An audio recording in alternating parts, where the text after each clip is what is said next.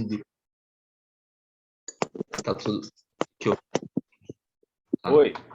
Pronto. Fazendo o gesto inúmeras vezes, indo e vindo, voltando. Aquilo é como se fosse uma homenagem para ela. Era uma grande atriz do cinema espanhol, cinema europeu. Vocês podem ver em inúmeros filmes do Almodóvar. E aquela cena toda com ela, que é uma cena enorme, né? Dos personagens apresentados, talvez seja a cena com maior duração. É uma forma de homenageá-la também, né? Porque é maravilhoso, né? Lembrá-la dos vários filmes do Almodóvar. E gostei muito da fotografia, da direção de arte, da forma de apresentação dos personagens. De alguma forma, não sei com vocês, né? Não tenho por que mentir, mas eu me identifiquei muito com o matemático. Hoje não, mas quando era mais novo, nossa, eu tinha mania disso. Eu somava tudo, multiplicava, subtraía, dividia, voltava, e me incomodava fazer isso, né? Me incomodava. Claro, não cheguei ao cúmulo do que ele fazia no filme, do que ele fez no filme, mas eu tinha essa mania também, né? Então, me identifiquei bastante com esse personagem. Né? É claro eu sou que... a dos sinais. Você é qual? A dos sinais. A dos sinais? Eu tudo antes de sair, eu vejo se o gás está desligado.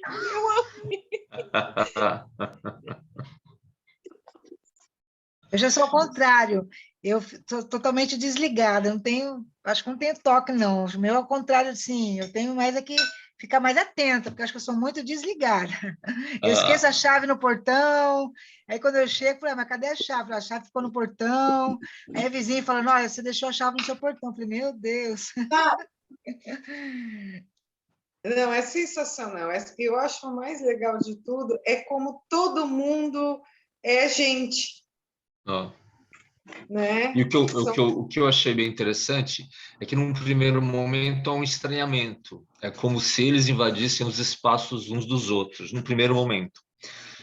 E há um conflito inicial entre eles, mas depois há uma aproximação e uma apropriação das sensações que os outros sentem. Eles começam a compreender os outros e, compreendendo os outros, eles compreendem eles mesmos. E aí eles passam a se ajudar. Ignorar a agressão, uma agressão armada de uma grande potência a um vizinho menor. Segundo esse porta-voz, uma postura é uma postura inconsistente. Que tá vazando? Alguém? Do Brasil, na paz e na diplomacia, ainda Deixa eu ver. Será que é do meu?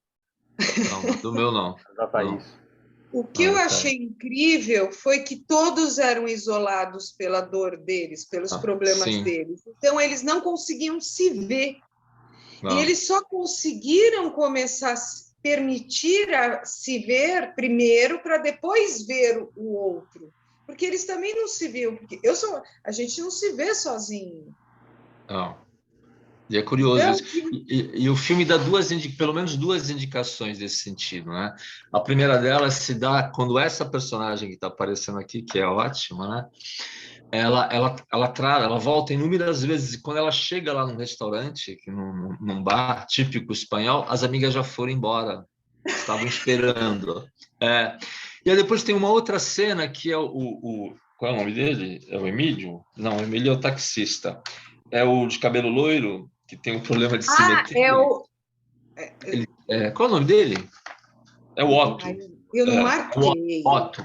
Ele está numa sala de aula, tem uma morena ali, eu me apaixonei por aquela morena linda, que fica olhando para ele, aí ele corta a cena, eles saem num bar, e aí ela pergunta, como é que pode você ser tão bonito, você pratica esporte? Ele com o maior corpão, né? Não, nossa, é genético, ela está extremamente interessada nele. E aí ela diz algumas coisas assim, como é que alguém como você pode estar sozinho? E aí deixa, né? Como é que alguém como ela também, que tem várias amigas, chega e não tem ninguém, o pessoal foi embora em função da compulsão que ela tem, né? E ele está sozinho também em função da compulsão que ele tem. São todos personagens, excetuando-se talvez o taxista, que é um matemático, ele é casado, né? Mas ela não aguenta mais. Não aguenta mais, ela não aguenta mais. Ele tem inúmeras dificuldades. E essa dificuldade se apresenta no próprio local de trabalho dele. As pessoas ficam chocadas. Ele começa a falar dos milhões de espermatozoides que vão na luta e a mulher assim atrás. Imagina vocês num táxi, pega um táxi à meia-noite, qualquer lugar, ou um Uber, aí o motorista começa a falar da luta dos espermatozoides. Vocês surtam, né? Qualquer um, até eu. É sensacional. É sensacional. E uma coisa atual da pandemia também, que está se criando, eu achei, de mostrar coisa... Com a Blanca, né? É uma coisa que está muito atual. Sim, com certeza. E algumas pessoas até de forma exagerada, né? Em função do contato com a mídia, em função das informações desencontradas, em função de uma série de coisas, né? Nós visualizamos isso no dia a dia, pelo menos nos últimos 2 anos, né? E ela representa bem esse momento atual. Mas o incrível é o terapeuta, né? Que nos surpreende, né? Até pelo grau dele de toque. Né? Que, se você for pensar, é o grau mais perceptível. Ele, talvez seja o mais incisivo, né? Talvez seja o mais incisivo. Os outros podem disfarçar. Os outros podem disfarçar. Ele não sabe quando vem o dele, né? É incontrolável, né? E a secretária ser atriz. Eu achei isso sensacional, a secretária ser atriz. E você vê como ela trabalha o núcleo dela totalmente diferente do núcleo externo, né? Ela na loucura dela também. O Christian, eu também não sei se ela tem toque também. Tem! Porque eu não sei se ela está interpretando um papel ou se ela gosta de tratar mal todo mundo, porque ela destrata todo mundo o tempo inteiro. E ela se satisfaz com isso. Acho que é o prazer dela, a alegria dela. Eu acho que ela adorou interpretar esse papel. Ela ali era uma atriz, né? Mas ela destrata todo mundo o tempo todo. Ela se vinga! Ela se vinga o tempo inteiro. Porque como ela não é o trabalho dela, ela pode ser quem ela quiser. Presta atenção, isso eu achei incrível. Achei bárbaro também. Sabe? E você vê que parece que eles têm um romance, que ela guarda uma foto, uma hora ela volta do banheiro, da de sempre, ela vê a foto, ele está meio com ela abraçado, com a secretária. No final do filme, né? No final. Ela tira a foto que, se a gente percebesse, depois eu voltei e vi, era ele. Era ele. É sensacional. Sensacional. É sensacional. Então, o filme, o título do filme, né, o Toque Toque, ele faz parte aí de uma nomenclatura mais utilizada na medicina, né, na psiquiatria, que é o transtorno obsessivo compulsivo, que é categorizado dentro do DSM, esses manuais que regem aí as doenças mentais, tá? Nosso campo, esse tipo de transtorno, ele vai aparecer como a neurose obsessiva. E a neurose obsessiva, assim como toda neurose, ela é um recalque. Então, ela é de algum modo, ela é uma energia, uma energia represada que quer se manifestar e que é impedida de algum modo, né? Então, a relação é que essa energia que é dispersada, né, recalcada ali, impedida por um determinado motivo, ela tem que se alojar em algum lugar, né? Para onde vai essa energia? Ela tem que ser dispersa em algum lugar. E ela é dispersada, nesse caso especificamente, na ideia, né? na ideia de que aquele pensamento é real. Então, enquanto na histeria aquela energia ela vai para o corpo, né, ela acaba sendo representada no corpo, no toque ela vai para essa questão do pensamento. O teu pensamento passa a ganhar um mundo, uma realidade para você. O tempo inteiro você, de algum modo, busca fazer com que aquela realidade aconteça, que isso que você enxerga como sendo o teu real, isso que você enxerga como o teu pensamento como sendo real, ele possa impedir, ou ele impeça, que aquele desejo que está lhe pulsando seja impedido. Então ele vai... É o repetitivo, né, de Freud. Tudo aquilo que é repetitivo é uma busca de você resolver aquilo de transantonte, né? Exatamente. E de qual fase a gente está falando, né? A gente fala, né, se fosse numa ideia, né, sempre nessa figura, né, sempre no aspecto figurativo, mas seria na fase anal, né? Na fase anal sádica, né, que a gente está trabalhando. Por quê? Porque é o momento em que você tem a necessidade de controle, a necessidade de domínio. Então, eu tenho o meu controle na minha fase anal enquanto criança, eu posso defecar e urinar a hora que eu bem entender. Então, eu tenho o prazer que eu tenho em eliminar aqueles dejetos do meu corpo, independente do horário. E, de repente, vem ali alguém, né, a minha mãe, quem nos criou, vai vir e fala assim, puxa, você não pode mais fazer isso. Né? E aí você agora tem que fazer isso na fralda, você tem que fazer isso na privada, você tem que segurar isso quando estiver na escola. E aquele meu desejo que vinha espontaneamente, ele se torna impedido, ele fica impedido. E as pessoas têm nojo de uma coisa que é boa e natural. Que seria boa e natural, exatamente. Que é boa e natural. Que dá prazer, né? É o nojo do prazer.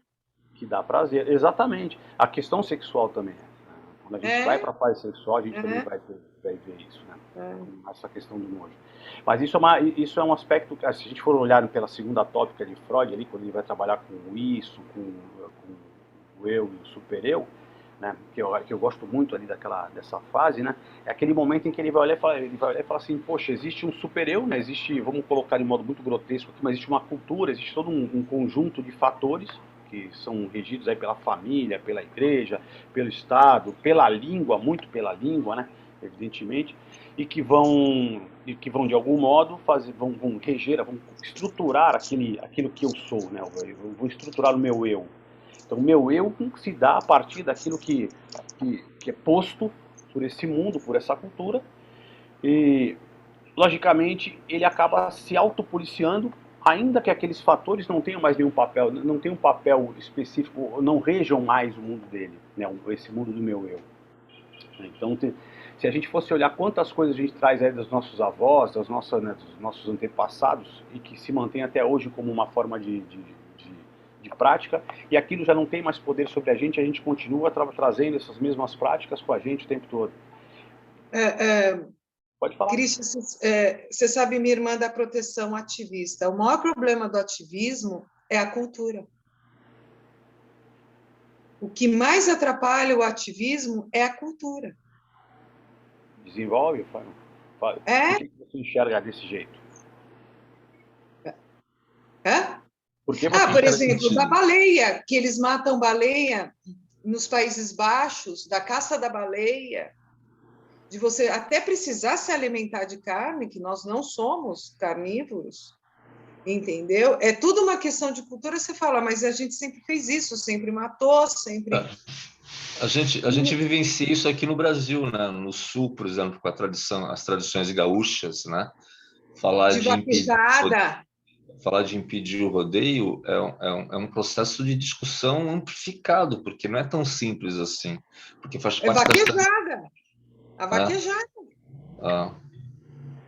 Mesmo na Espanha se dá a mesma coisa quando se fala a respeito das touradas, né? E todas as touradas, você sabe como eles conseguem as touradas lá? Também tem isso. O governo é obrigado a dar uma verba por ano, porque é cultural.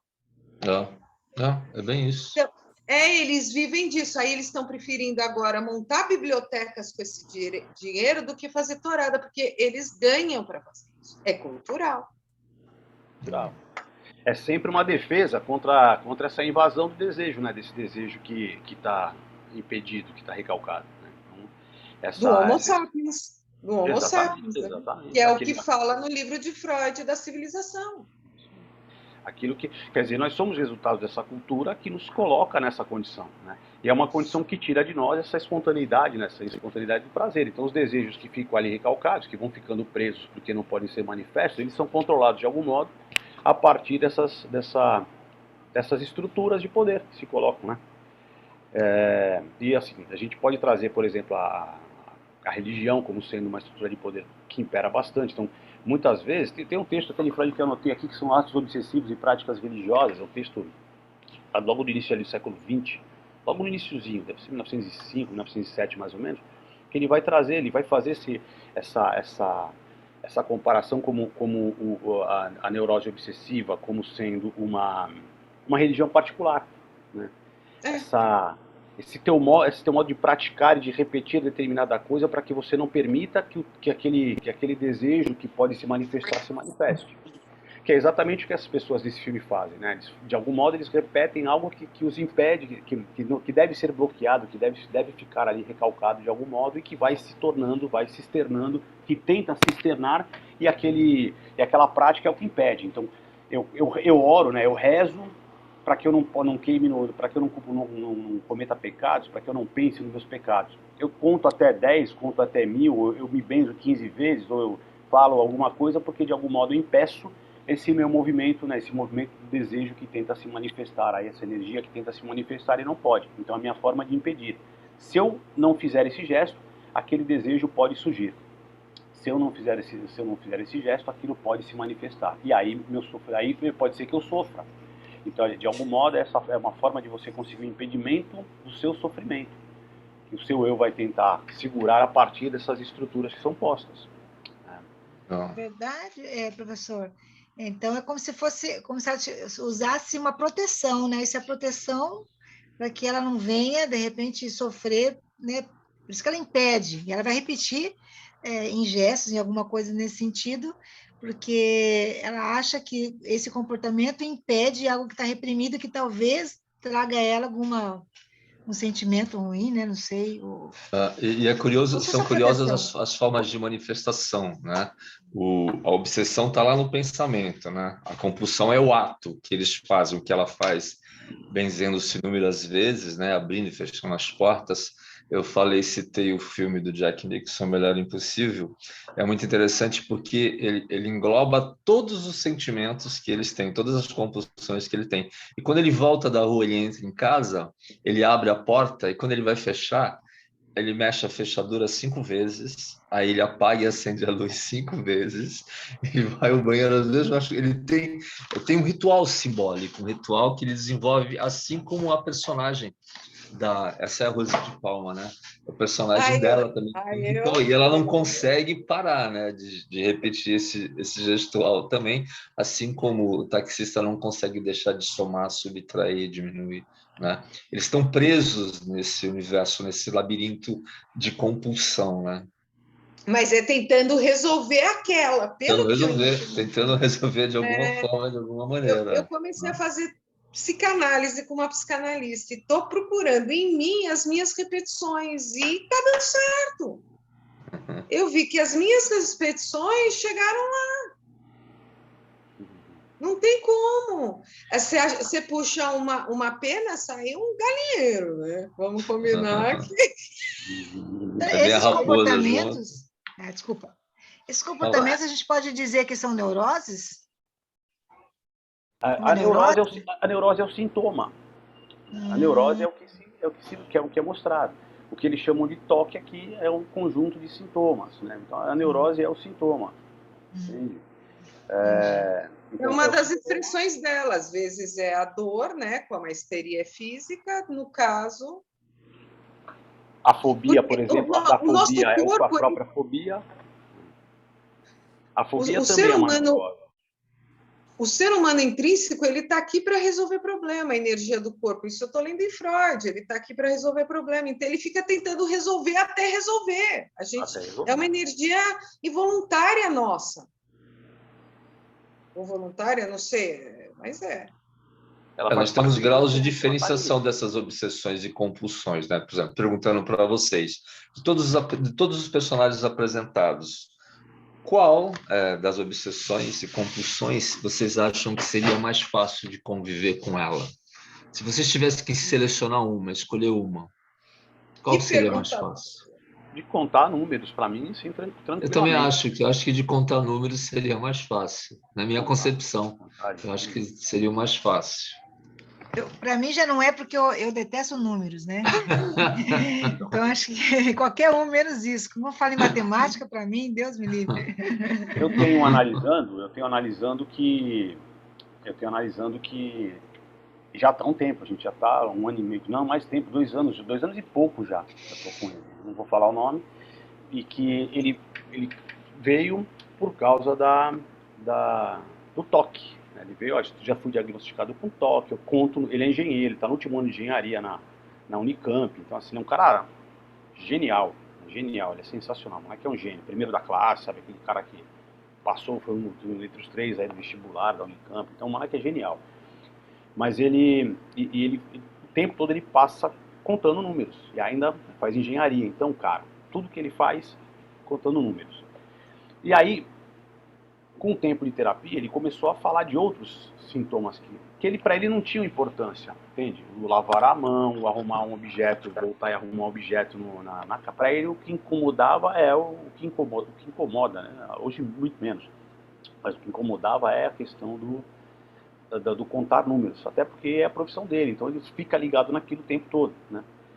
E assim, até a gente poder criar ali uma relação, né, uma relação de transferência, que ele pudesse chegar, né, primeiramente a gente chegou nas questões religiosas, né, ele vinha de uma família religiosa, fazia parte desse termo de adventistas, né, não, bom, é uma dessas, não são as religiões mais comuns, tá, o adventista ou Testemunha de Jeová, acho que era Testemunha de Jeová. E assim, então ele vinha de uma família que o reprimia muito, ele se reprimiu muito, as questões sexuais na adolescência eram questões muito criticadas, então tinha os desejos e que desejos que eram satisfeitos e que depois vinha o sentimento de punição, né, o sentimento de culpa, né? E aí a gente até conseguir chegar no início de onde isso tudo surge, né? Demandou tempo, né? Hoje a gente está numa condição muito tranquila já, né? Inclusive até muito perto dele ter a alta dele, porque ele está tendo uma vida praticamente normal. Eu penso que ele tenha hoje o que a gente também tem, né? Talvez os toques que a gente tem, né? Que a gente consegue fazer assim, não, liguei o gás? Não liguei. Se não liguei, a casa explode. O bombeiro chega lá, não tem problema. Então, né, ele já consegue se desvencilhar muito disso. Mas até você conseguir chegar percorrer esse caminho todo para que ele pudesse se entender, né, ele sentindo ali os impedimentos nas questões sexuais já no início da adolescência, e voltar às questões familiares, voltar à relação dele com o pai, né, a relação, né, o ódio que ele tinha do pai, o ódio que ele tem do pai, né, a indiferença que ele tem da mãe, então a mãe e o pai não cuidaram dele, né, deram ele para os avós, então né, tudo isso é um percurso que você vai construindo para que você possa chegar nas causas daquilo que é o gerador do toque. Então aquilo tudo que lhe foi impedido, aquilo tudo que lhe é impedido, inclusive o poder odiar o pai, né, o poder ter uma indiferença pela mãe, você entende? Porque tudo isso, de algum modo, ele sente, né? Ele sente aquele, eu odeio meu pai, mas eu não posso externar esse ódio pelo pai. Nem posso pensar no ódio pelo pai, porque isso vai gerar ali, de algum modo, um pecado. Né? Pecado? Pecado. E aí eu vou sofrer. Então eu sofro 2 vezes, porque eu continuo com aquele ódio ali, né? Eu continuo com aquele sentimento, e por outro lado, eu ainda me puno por esse sentimento. Então eu tenho 2 sofrimentos ao mesmo tempo, né? Por causa de um sofrimento. Então é um caso bem bacana. Quem sabe um dia até dê para escrever essa trajetória toda dele, porque é uma trajetória bonita por ele ser uma pessoa muito genial, uma pessoa que estuda muito também, vai buscar as coisas e vai tentando trazer com ele essas as descobertas sobre isso que ele traz com ele, né? Sobre esses afetos que o atingem. Agora, tem características que são muito específicas, e algumas delas estão no filme aí, né? Características específicas como a característica da dominação, né? Eu sou o controlador, porque quanto mais eu controlo, menos riscos eu corro de fazer com que aquele pecado, né? que aquilo que eu vejo como que possa ser ruim para mim, que aquilo realmente se efetive. Então eu passo a controlar. Eu limpo muito a casa para evitar que aquilo que possa me fazer mal, me faça mal. Então eu estou livre dos germes, estou livre daquilo que me possa fazer mal. A hipocondria, eu tenho alguns pacientes que são hipopacientes, não vou falar paciente, né? Paciente é mais fácil que é para a gente poder dialogar, mas eu tenho alguns analisandos que são hipocondríacos, né? Então eles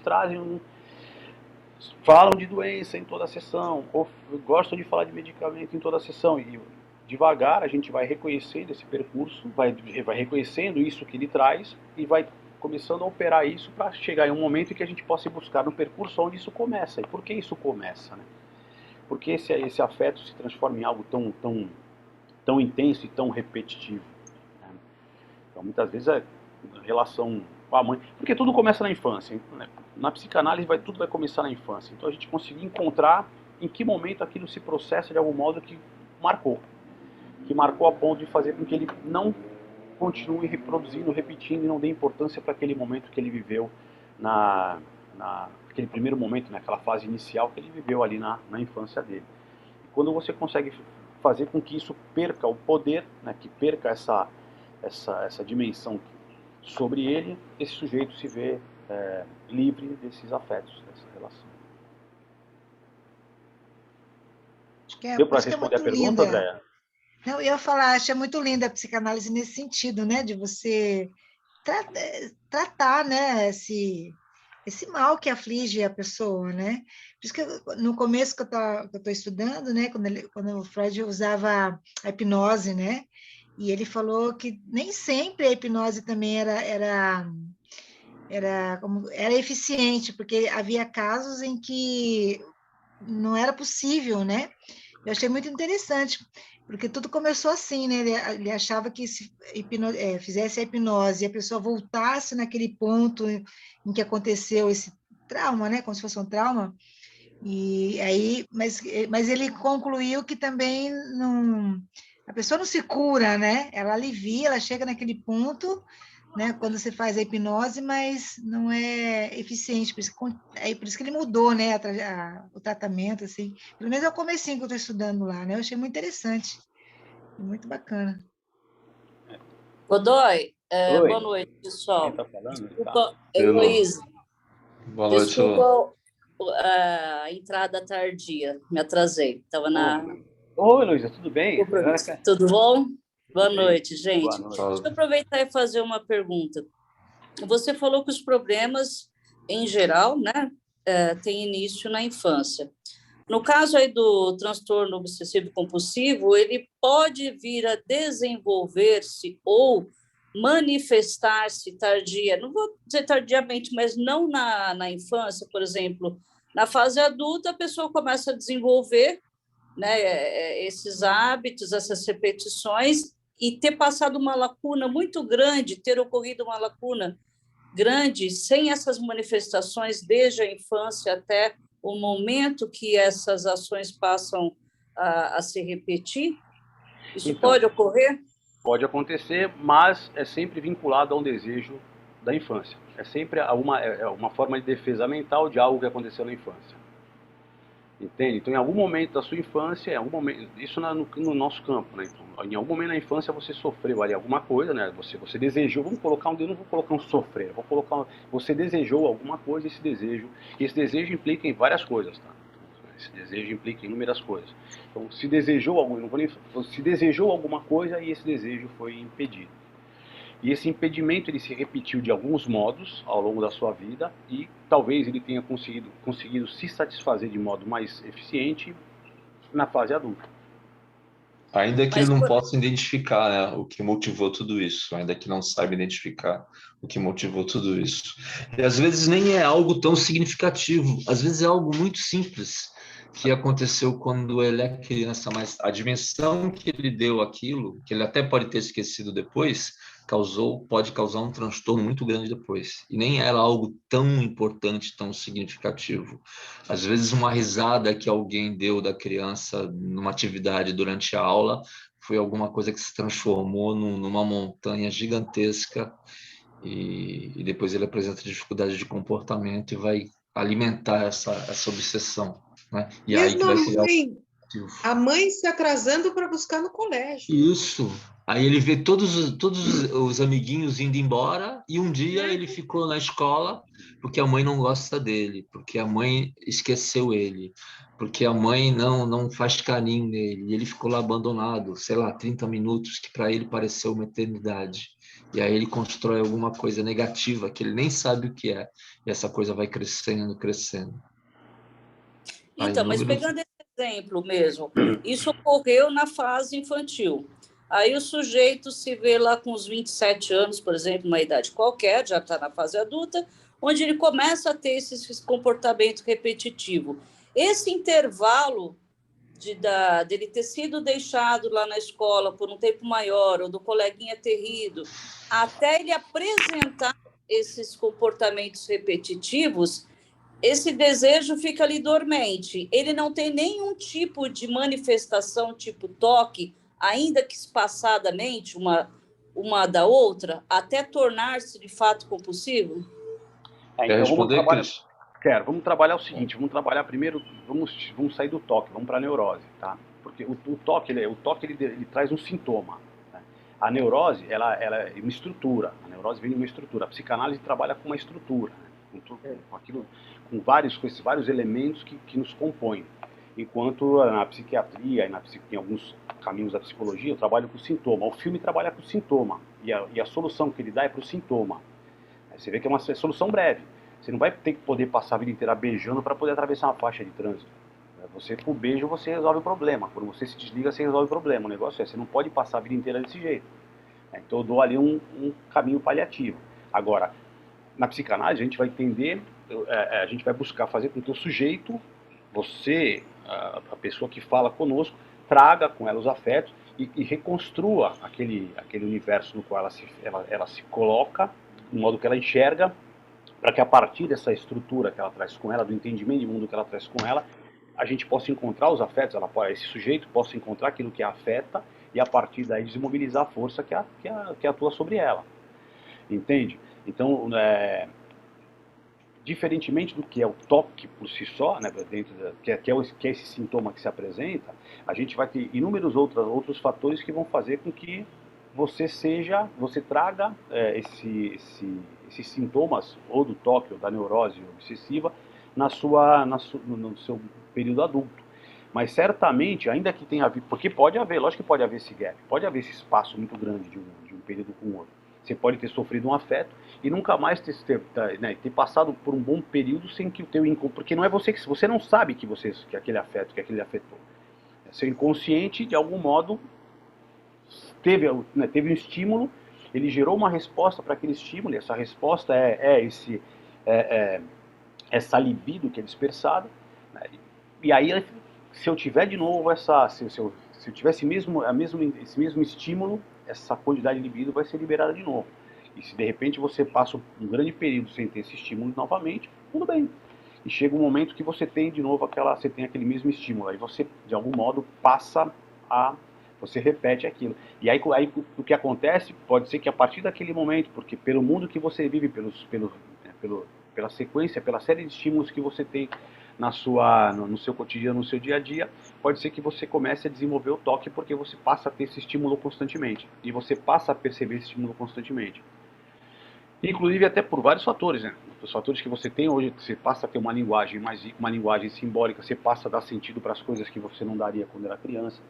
Entende? Então o seu eu começa a trazer esses elementos que te constituem cada vez mais para poder recalcar aquilo que tenta surgir novamente, né? Aquilo que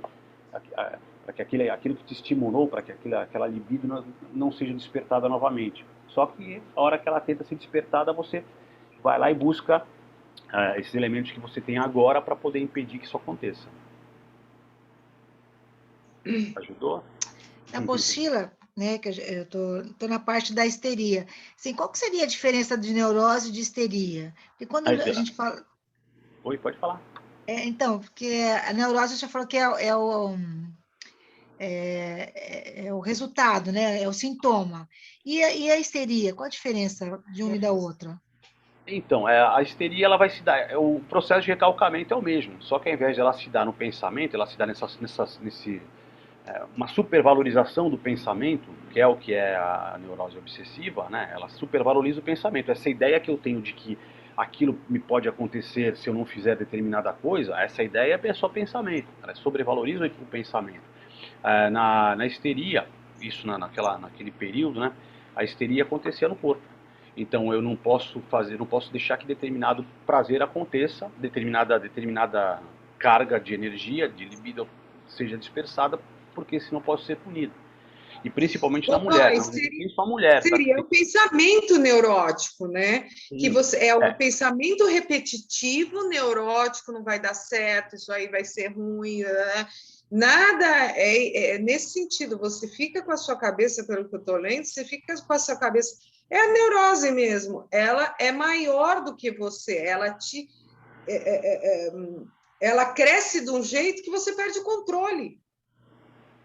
A mente te domina na neurose. Você não para, é repetitivo, não é isso, Godoy? É isso. Então, o que acontece, né? É isso, é uma repetição constante. Por quê? Porque você vai trazendo isso, você vai... E não é porque você quer. Entenda o seguinte, é reflexo do inconsciente. Então, o teu inconsciente tem um desejo. Eu sempre, para quem já me conhece, sempre dou o mesmo exemplo. É muito chato isso, quando você fala do beliscão, né? Eu gosto muito dessa ideia do beliscão, do treino de uma academia, né? Você você tem um estímulo, né? E no momento em que você sente, você sente essa dor, né? Algo te encostando, algo te tocando, se você está treinando alguma coisa, por exemplo, você tem uma resposta do seu organismo. O inconsciente ele trabalha do mesmo modo, né? Não vou nem falar inconsciente, vou falar do aparelho mental. O aparelho mental trabalha do mesmo jeito. Então, o que acontece é que eu tenho um estímulo, eu vou ter uma energia igualmente em oposição para poder gerar uma resposta a esse estímulo, né? Me belisquei, primeiro eu vou sentir esse beliscão. Para que eu possa sentir esse beliscão, eu tenho que emitir, de algum modo, uma energia contrária para poder fazer com que isso tenha algum sentido. A pessoa que não tem nervo, por exemplo, não tem essa resposta. Né? Eu vou ter sempre uma força contrária que possa trabalhar em oposição para que eu possa sentir aquilo. É o que acontece nessa relação do nosso aparelho mental. Né? Então, eu tenho estímulo, aquilo gera uma energia, né? Aquilo gera uma energia que é requerida e uma energia de volta, uma energia de ida que me requer e uma energia de volta. Essa energia requerida e que volta é a libido. E é essa energia que se trabalha, e é essa energia que age no inconsciente. Então, essa energia requerida, energia que volta, é aquela que está buscando uma demanda. Ó. Tem uma demanda, né? Eu tenho que buscar, eu tenho que ter ali uma compensação disso. Né? Agora, que compensação é essa? Ora, eu vou ter que ter uma descarga. Essa descarga é a minha satisfação. A descarga que eu tenho dessa relação é a minha satisfação.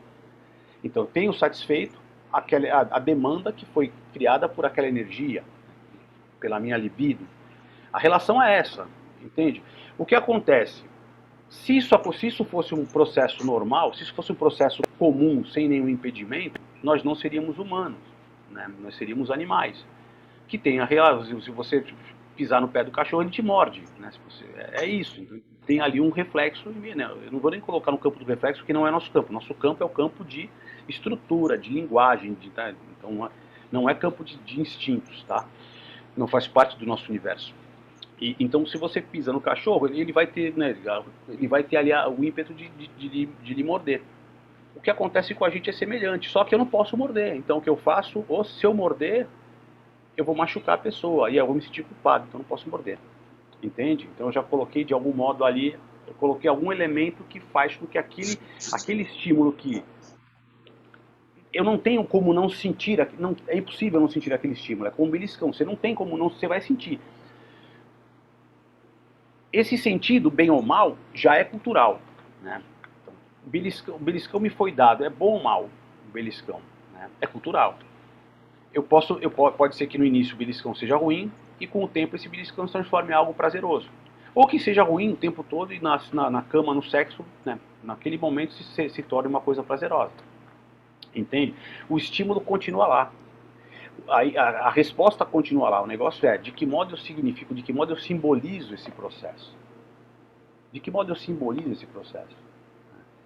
E aí, dependendo de como eu significo esse processo, que aí vem todo aquilo que diz respeito ao meu eu e aquele super eu que me construiu, de modo que eu simbolizo esse processo, é o modo pelo qual eu vou me colocar ou não em sofrimento.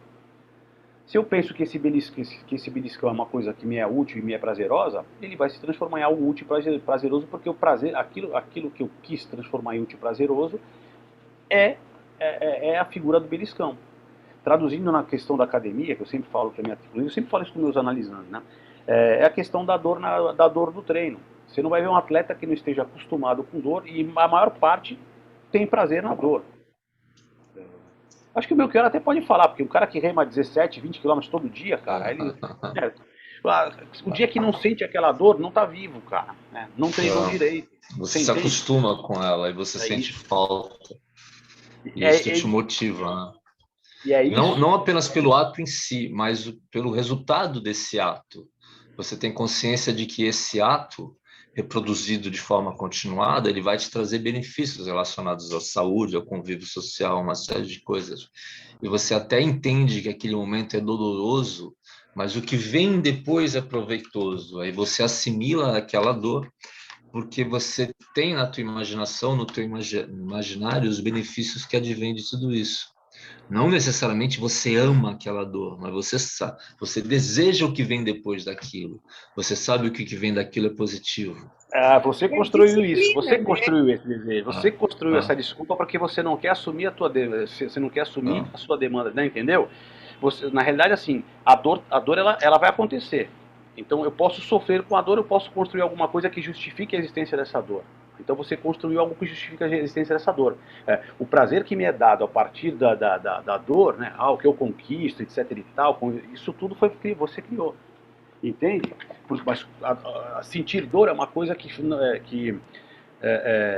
fugiria dos parâmetros de uma normalidade. Eu tenho prazer na dor.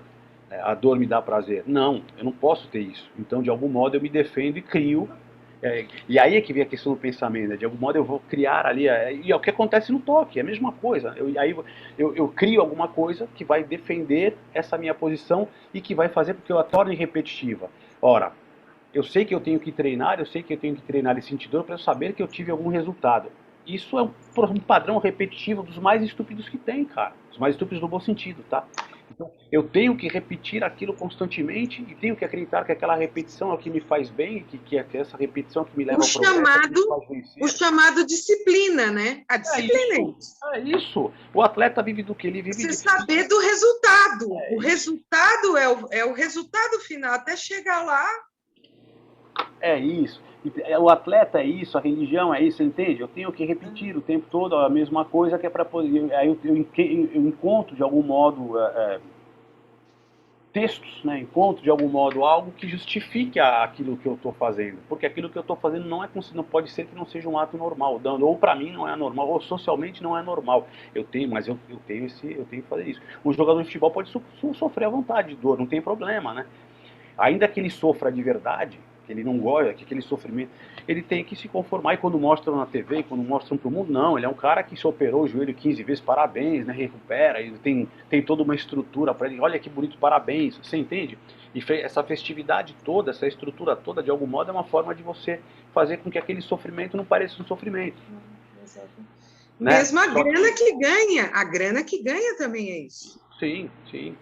Né? E a gente faz isso de bom grado, né? Quem é atleta, por exemplo, faz isso de bom grado. Eu vou todo dia para academia lá e volto para casa, e se não estiver doendo no meu corpo, né? Mas na realidade eu construo, não, essa dor é o que vai me dar músculo. Na realidade é nada, cara, né? E ainda que eu queira que o meu eu se coloque falando isso para mim, porque para que não seja considerado uma aberração, né? Algo que fuja do normal. O inconsciente sabe que o prazer está ali, o prazer está em toda a energia que ele conseguiu dispersar, porque essa é a busca. Né? Toda a energia que ele conseguiu liberar, que era o desejo. O desejo qual é? O desejo é conseguir fazer com que aquela energia circule.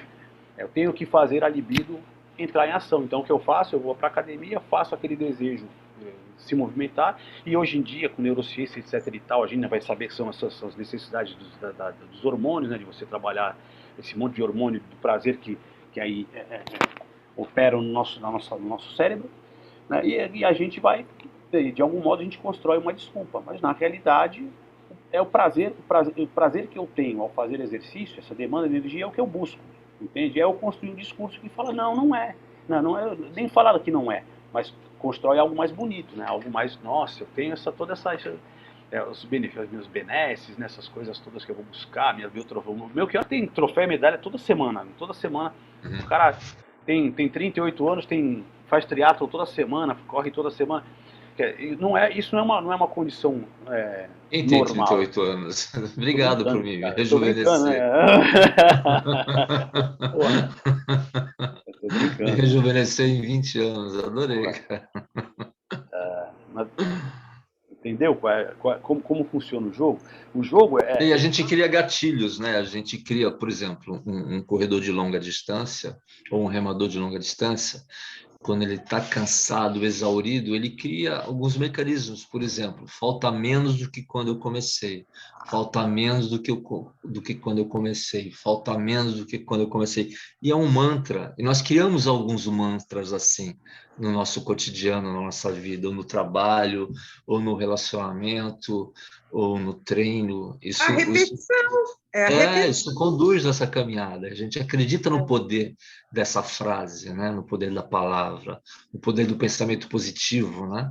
E a gente alimenta. Eu acho que é a tentativa de estar resolvendo sempre. Você está fazendo alguma coisa, é físico. É a tentativa de sempre estar resolvendo aquela questão. Isso. De alguma forma se enganando que eu estou encarando ela de frente. Não. É bem isso. Como a gente falou agora há pouco na questão da religião. Então você vai toda semana na igreja, reza a mesma coisa, ouve as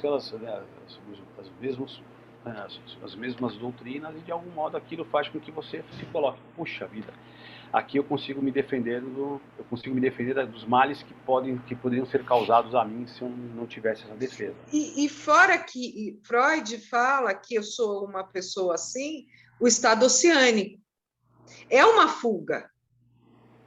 A religião no estado oceânico de você sair do eu. Do mal-estar da civilização.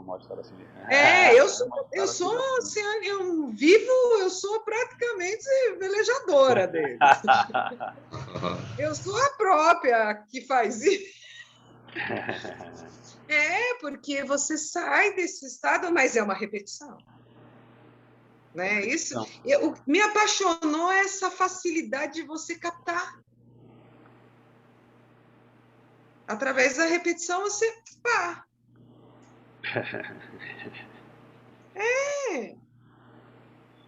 É encantador isso. Então, quando a gente tem esse prazer, quando surge o prazer nesse tipo de ação, isso se não nos incomoda, não nos atrapalha, isso é muito bom.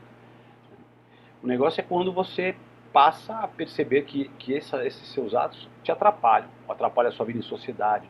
No caso do toque, por exemplo, você comentou logo no comecinho, você falou de isolamento. Né? O isolamento é um elemento fundamental, né, de quem tem toque. A pessoa vai se isolando, por quê? Porque primeiro que os outros podem colocá-lo em risco. Segundo que ele começa a entender que aquilo tudo que foge do domínio dele pode colocá-lo em perigo. Então ele acaba se fechando ali naquele mundo dele, que é um mundo em que ele consegue conquistar um determinado grau de segurança. Então assim, e aí Freud trabalha muito bem essa questão, né, daquilo que é o sintoma. Mas você vê no filme, o que cura eles é eles se relacionarem. Também mas isso que é legal, né? É o paradoxo também, né? Quando eles se relacionam, eles começam a querer falar deles. E para eles é um universo diferenciado, dialoga lá com o sentimento oceânico, né? A força dos agrupamentos, a força das associações. Nós somos mais fortes e poderosos quando estamos em um grupo, né? E normalmente nós procuramos aqueles com os quais nós nos identificamos de formas diferenciadas. Aparece até um erro frasal. Eles são diferentes, mas eles são iguais. Eles são diferentes nas obsessões deles, nas compulsões deles, mas eles são iguais no sentido que eles são solitários, né? E eles precisam de outro para poder entender eles mesmos, né? Porque eu cheguei dos meus estudos, eu estudei muito a parte esotérica. O que nós estamos fazendo aqui? Eu procurei tudo nessa vida, mas a minha resposta única foi: nessa dimensão, a única que a gente só se vê através do outro. Essa é a grande experiência aqui. Porque nós o que nos traz mais sentido e significado. Nós somos corpo, na minha visão, espírito, consciência e superconsciência. Na consciência e superconsciência, você não tem essa coisa, você não precisa do outro. A grande experiência de vir aqui é porque eu só me vejo através do Godoy, de você, entendeu? É essa faceta que faz a gente vir até aqui. É isso que nos atrai aqui. Isso é impressionante. Mas no filme, o que eu achei mais interessante ainda é a secretária, que ela é a única que sabia de todo o contexto. Perceba, a secretária, nesse filme, é a coisa mais rica que tem. E ela era a única que sabia, tanto que ela se permitia fumar lá dentro, e ela falou: quem fumou? Uma hora perguntou: não fui eu, alguém foi lá? A senhora que fumou ainda, ela falou para ela, a senhora fumou lá. Ela é a ligação entre o real e o imaginário, né? E ela brinca lá dentro como festa. Eu achei... Eu não vi o filme ainda, mas hoje, antes de dormir, eu vou assistir. Tão curiosa. Você vai dormir melhor. Você vai dormir melhor. Veja o filme, vale a pena. Você vai dormir melhor. Vou. É sensacional. Sensacional. Tem um filme que é muito legal, eu trabalhei já em terapia, chama Shirley Valentine. Foi uma peça inglesa. Chama Shirley Valentine. Ela se vê um dia conversando com a parede. É uma das peças mais famosas inglesas. E ela tenta um dia, ela vê, por uma situação X, ela tenta procurar onde ela perdeu a Shirley Valentine. É interessantíssimo, porque ela consegue uma viagem para a Grécia, ela chega na Grécia, ela está conversando com a pedra. Não é mais a parede, é a pedra. E aí, a gente trabalhou essa terapia. Onde perdeu a Shirley Valentine? Ela chega uma hora e falou: cadê eu? Esse filme também acho que vai... É muito interessante. Será que acha na Netflix? Eu vou no Netflix não tem. Eu tenho Prime. Eu só achei no YouTube, eu te mando, Godoy, eu só achei no YouTube, ainda está meio ruim a imagem, mas dá para assistir. É tipo Charcot, é tipo do Charcot, aquela coisa meio ruim, mas só tem lá, não tem acho que nem para comprar. Eu queria também aquele Mãe eu não consegui achar. Esse filme é difícil, viu? Meus alunos da faculdade... Eu conseguia, Mãe é forte, Mãe... Eles falaram muito, mas eles enchiam... Professor, passa um aí pra gente, passa um aí pra... Eu falei, caraca, não deu pra arrumar. Aí eles falam, pega num... Como é que chama esse negócio que a molecada... Dos torrents, né? Mas tem que pegar a sacada do Mãe antes, senão você se perde. Você tem que pegar que ele é Deus e ela é a natureza. A molecada falou muito desse filme. E assim, como eu não sei trabalhar com torrent, eu não consegui baixar, né? E aí acabou que eu saí da faculdade e eles não acabaram trazendo o filme pra gente poder fazer uma análise. Mas, olha, eu vou te falar, estudando o que eu estou estudando, por eu ser oceânica, lembra? Eu estou lendo Homo Sapiens. Se você lê Homo Sapiens, é Freud. Homo Sapiens. Você leu, né, Godoy? Do Harari, né? Você leu, Roberto? Não. Norval Harari. Eu já assisti o Shirley Valentine, mas sabe que eu não lembro de muita coisa? Já faz muito tempo. Ela é uma inglesa. Mas eu lembro dela. Eu assisti. E ela tem uma viagem para a Grécia, da amiga. Você lembra? Isso eu lembro, mas eu não lembro dos detalhes. Ela conversando com a parede. Vou rever. Porque se você for ver, até nos 60, a Inglaterra que começou, foi o primeiro filme a falar de família foi Gata de Teto de Zinco Quente, com a Elizabeth Taylor e Richard Burton. É um dos melhores roteiros da história do cinema. Porque assim, é que como eu já fiz análise muitos anos na minha vida, a gente trabalhou já todas essas histórias. E nesse filme foi o primeiro que se falou de família, alcoolismo. Depois veio, que eu não estou lembrando esse escritor inglês que começou, que é o segundo, antes do Sheila Valentine. Por isso que eu te falei, Sheila Valentine, ele veio numa toada desse grito, de que existe, entendeu? Uma coisa que é escondida, que você acaba sendo produto do meio, né? E não percebe quando você vê você perder a identidade. Não, tem que assistir Gata em Teto de Zinco Quente. Vamos deixando anotadas essas sugestões aí, a gente vai definindo. Ele com o Paul Newman, que está de doer. Paul Newman e Elizabeth Taylor. Eles contam a história de uma família milionária em crise. Nunca se falou em crise em família antigamente. Mas eu acho que Sheila Valentine, depois eu te passo, Godoy. Mãe, eu acho que, se eu não me engano, tem um dos canais. Minha irmã teve que comprar.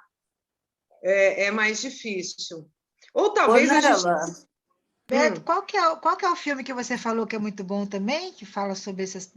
Com Jack Nicholson, O Melhor Impossível. Melhor Impossível. Que dialoga com o Toque Toque. Né? Mãe tem na Netflix. Quando que eu posso começar a fazer um estágio de beabá com vocês? Oi?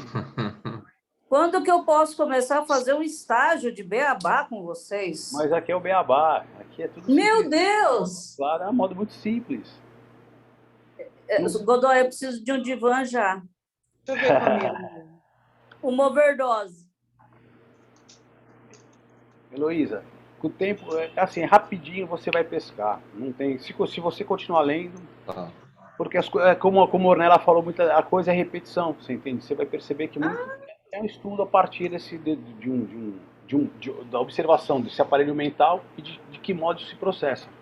O que acontece? Aí o nosso papel é o papel de fazer com que a relação que nós temos com o nosso analisando, ela cria um laço e que o analisando passe a poder se ouvir e se compreender desse laço. Que ele possa se abrir, lembrar, se compreender e a partir daí observar de que modo ele pode escolher o caminho que ele tem que escolher para sair daquela sensação de sofrimento que ele traz, daquela sensação, daquele afeto, para fugir, ou para sair, ou para minimizar esse afeto que ele traz com ele.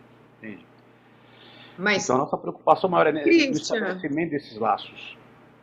Oi. Christian, eu acho que a maior dificuldade que eu vejo é identificar que esse sofrimento, às vezes, é através do pai e da mãe. Ele viu sofrer o pai e a mãe e captou isso. Não é só da gente que sofreu. Sim, sim. E é por isso É por isso que o processo acaba sendo longo, porque você só vai falar sobre isso com a sua psicanalista depois que você souber que de algum modo ela merece escutar isso. E mais, muito do seu inconsciente vai vir à tona naquilo que você falar para ela, porque de algum modo ela conseguiu deixar você numa condição de deixar à vontade, pronto. Você ficou tão à vontade, você estabeleceu um laço tão grande com ela que de algum modo ali você consegue falar de você, para você e por você, a ponto de permitir que haja essa exposição. Entende? Então o grande lance do ser psicanalista é conseguir levar a pessoa de algum modo, né, permitir que a pessoa possa ter esse momento dela. Então ela sentou ali, ela vai falar de si, e vai se escutar, e vai refletir sobre ela. Muitas coisas ela não vai perceber, porque não foi preparada para perceber, e a gente pontua aquilo que ela não percebe, aquilo que aparentemente ela não percebeu, e vai repontuando aquilo toda vez que aquilo aparecer, para que ela perceba a importância daquilo que ela traz com ela, entende? Em algum momento aquilo que estava lá no início, aquilo que vem lá da relação com os pais, da relação com os avós, da relação na escolinha infantil, né, da relação com uma professora, né, com um vizinho, enquanto você era pequeno. Por que a gente fala da criança? Não precisa ser a relação paterna, não, são os laços em geral, né? Então, se você sofre violência por um vizinho quando você é criança, evidentemente você vai trazer aí isso na sua história. Né? E não é um laço, não é um paterno. Pode ser até que você passe a atribuir a culpa para o seu pai, por exemplo, para sua mãe, que deveriam lhe dar segurança e não permitiu que aquele ato acontecesse. Entende? Ah, Mas Cristiano, também... desculpa. Desculpa, eu vou ter que sair, eu tenho uma reuniãozinha às 10 horas. Pô, às 10 horas já era, bicho. Vai Gente, lá. obrigado, boa noite, até a próxima. Um abraço. Obrigadão, meu pior. Valeu, Tchau. aquele abraço. Até a semana que vem. Foi Até um outra prazer. semana. Valeu. Outra semana. Entende? Então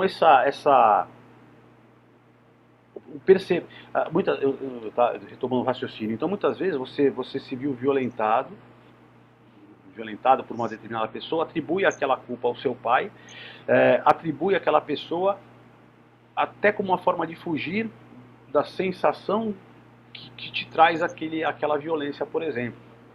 Eu já peguei um caso muito curioso assim também, né? Então você tem ali, a pessoa sofreu a violência, aquela violência gerou nela um determinado grau de satisfação, só que ela não pode aceitar aquela satisfação, porque era uma violência. Então o que ela fez, ela culpa todo mundo, se culpa como forma de fugir daquela sensação que ela teve. Né? Sensação que você não domina a sensação de prazer que seu corpo tem. Não vou nem falar de prazer, mas de satisfação mesmo. De prazer. É a criança do você pode cagar à vontade, depois não pode, é fedido, é tudo dúbio, né? Exato. Como é que uma pessoa, ela sofreu a violência quando ela tinha uns 4, 5 anos? Como é que uma criança de 4, 5 anos vai definir, como ela vai gerir as pulsões que surgem no corpo dela? Como ela vai gerir a libido que é requerida no momento em que alguém comete uma violência, comete um ato com ela? Se aquilo de algum modo gerou uma sensação prazerosa, eu não vou colocar o prazer, lógico, o prazer de uma criança não é o prazer sexual no âmbito da relação sexual, mas que o corpo requer, o corpo tem as zonas erógenas, se aquilo de algum modo lhe gerou uma determinada satisfação, o que vai acontecer? Ela vai ter aquela satisfação com ela. Em algum momento alguém fala, não, mas isso não pode, isso é crime, cara, foi mal. O que acontece? Ela começa a falar, poxa, aquele cara é criminoso. E você tinha que me proteger, o seu papel é me proteger. Então ela passa a culpar todo mundo. E ela se culpa também por ter sido aquela pessoa que permitiu que aquilo acontecesse. Então, de algum modo, ela vai alimentando cada vez mais culpa. Quando na realidade, aquela sensação, que é só a sensação, não estou falando do ato em si, a sensação por si só, é a sensação de um corpo. Entende? Foi um estímulo-resposta. Então, a partir do momento que você começou a atribuir sentidos para isso tudo, você passa a transformar aquele ato em um problema. E não, dentro de um determinado grau, né, de uma determinada cultura, isso está... De uma determinada cultura universal, isso está errado, você entende? Mas só que você não tem como lutar contra aquilo que é um estímulo que é dado pela natureza, pelo seu organismo, né? Pela sua estrutura física. Então, é isso. É a mesma questão do beliscão, né? O beliscão que me dá prazer, eu não posso aceitar que ele dá prazer. E aí você deixa quieto, né? Você fala que não dá, que isso é uma tortura, etc. Então você passa até a enxergar como tortura e a sentir como tortura, quando na realidade você continua sentindo ele como prazer. Entende? Você nega aquilo e você de repente vai sofrer com aquilo. De repente aquilo vai te afetar de algum jeito. Então, entender esse processo é importante por quê? Porque eu tiro dela, eu não tiro a culpa dela que ela tem por ela, nem a culpa que ela atribui ao cara, nem a culpa que ao estuprador, ao criminoso, nem a culpa que ela atribui aos pais. Eu tenho que tirar dela o sentimento de culpa que ela deposita nela por causa da sensação que ela teve. Isso é o comum. Isso, porque seu corpo reagiu. Agora, é uma mulher violentada, né? O seu corpo, a mulher violentada tem um orgasmo, e aí ela passa a se culpar. O corpo dela reagiu. Você entende? E ela continua se culpando, quando na realidade foi o corpo que reagiu. Entende? É muito o perfil do pedófilo isso, né? Mas é isso, você entende? É isso, exatamente isso. Ele aposta, inclusive nisso. Ele aposta em que não vá, não, mas eu estou, não sou pedófilo, não, estuprador, né? As pessoas que trabalham com essa questão do sexo, da violência sexual, né? Porque ele vai sempre contar com não, mas você teve prazer, cara. Né? Você entende? E aí? E a questão sexual, para a gente, lógico, na psicanálise é um elemento importantíssimo, e a partir dela, muito do que a gente, dos nossos afetos hoje, são resultados exatamente daquilo que nos foi tirado no processo de amadurecimento dessa sexualidade. Uma parcela significativa do nosso sofrimento vem exatamente daquilo que nos foi impedido no prazer sexual. Né? Das questões religiosas, questões morais, né?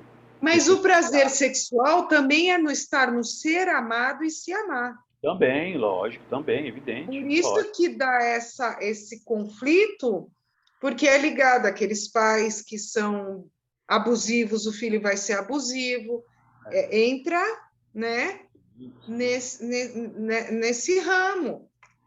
É isso mesmo. Tanto que, para algumas pessoas, a psicanálise é a cura pelo amor, né?